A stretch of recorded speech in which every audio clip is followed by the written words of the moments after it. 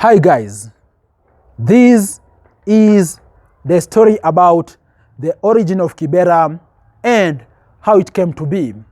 I'm pretty sure by now a good number of people in Kenya or even in Africa or even in the world know about KIBERA as one of the biggest, in fact one of the top 5 biggest slums in the world, and it is the biggest urban slum in Africa. A slum is a residence which is very informal, where people of low income live. And in fact, on this channel, I've also uploaded just this week a good number of videos about KIBERA because I was there touring the place. So guys, how did KIBERA come to be? Starting point is for you to know what KIBERA means. KIBERA is a word in the Nubian language which jungle or forest. Nubians are actually the key people who occupy KIBERA, and actually the first people who occupied KIBERA. KIBERA has been in existence for over 100 years. Over the years, we have had different regimes out there, or even different governments out there, thinking about how best to reorganize the informal settlement, but unfortunately, none of the administrations out there has been able to crack this. Reason being, that is the environment the way it is, and actually, over time, population there has continued to increase and increase, because right now we're talking about the population of KIBERA being over 700,000 people in just a space of about 3-point-something square kilometers. That's how intense it is. Quite a crazy population density. Guys, the origin of KIBERA was about 1904. That's when there was a group of Nubian soldiers who are part of the King's Africa Rifles. King's Africa Rifles was actually an assembly of those indigenous or African fighters who assisted the colonialists out there, specifically the British colony out there, to also conquer other regimes out there and also to fight key wars out there. So the Britons were also pulling people from different parts of their colonies to assist them conquer new grounds. In 1900, there was a war or a situation in Somaliland, whereby there was someone called, that right now is called, it was called, let me try to remember, something Mullah. What was it? Was it Big Mullah or something? It was the ruler of Somaliland at that particular time. The British people were trying to conquer that particular land. And in fact, it is some of these particular rifles or these soldiers from Africa, different countries who assisted them to actually fight and also keep order internally for them to be able to actually acquire that as a new colony. And with that, the Britons actually were rewarding these particular rifle members. So when they returned to Kenya in 1904, that's when the then British colony actually rewarded them by assisting them get the permits to settle in the area currently called KIBERA. That particular point in time, the entire Nairobi area was actually one of those areas which had discrimination with regards to settlement, because by then the Britons were thinking about Nairobi just being a solely European and also foreigners settling ground. People needed permit for them to settle in any parts of Nairobi. Guys, that is how insane it was. People were requiring permits for them to settle in any part of Nairobi. And so when these Nubian soldiers came back to the country, actually the British leadership that time rewarded them by allowing them to have permits to settle in that area currently called KIBERA. And actually the Nubians called it KIBERA because it was at particular point in time, it was actually a jungle. It was whole forest. And even that's why, guys, at the moment, you can see KIBERA is actually near the Nairobi National Park. That entire area was forest at that particular time.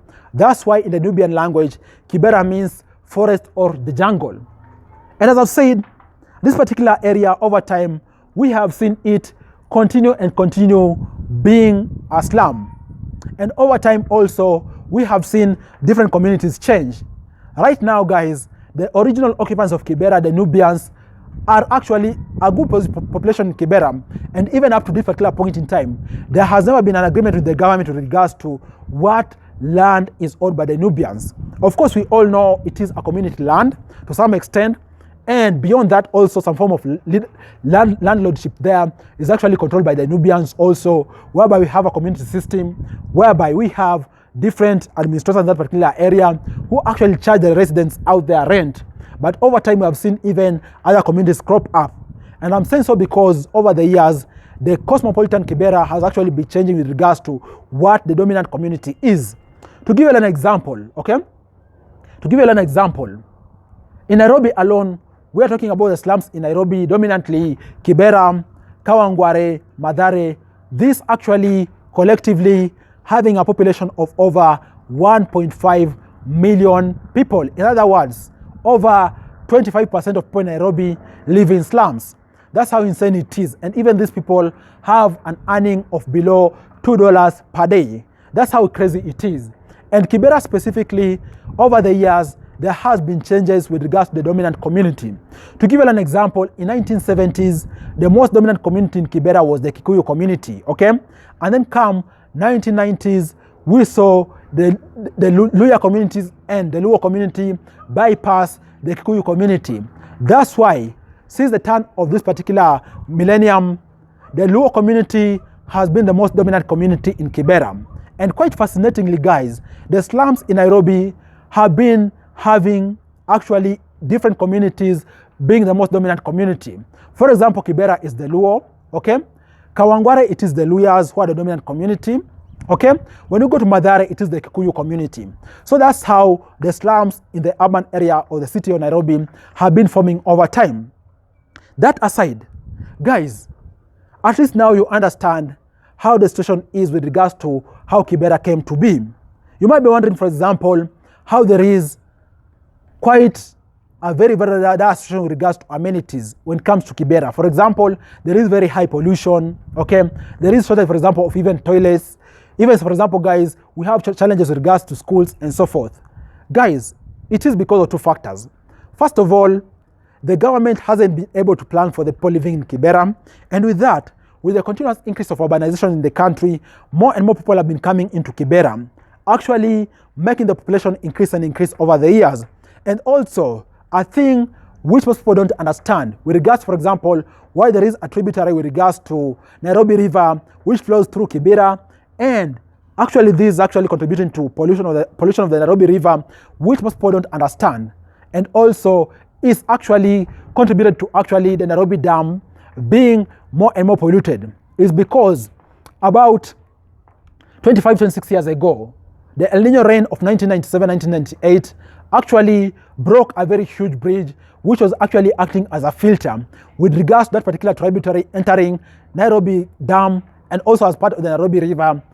It actually broke a bridge there, which over time has never been replaced. And with that, that catchment, for example, that human waste, for example, plastics and so forth, all that was actually dumped into Nairobi Dam.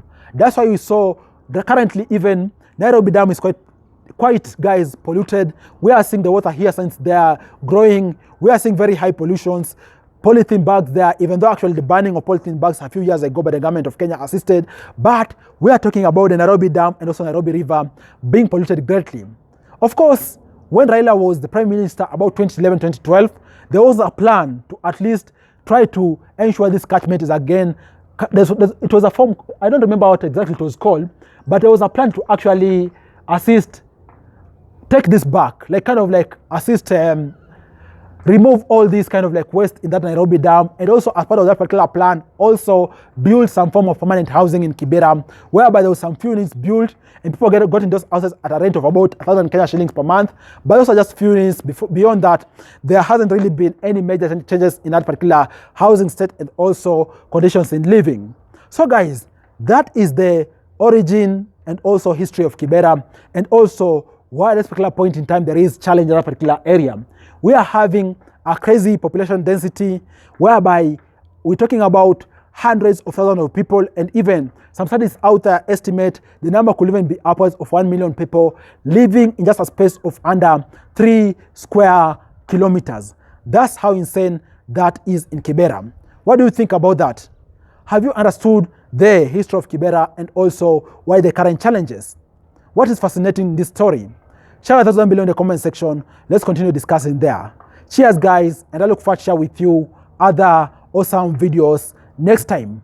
Bye-bye, and you all take care.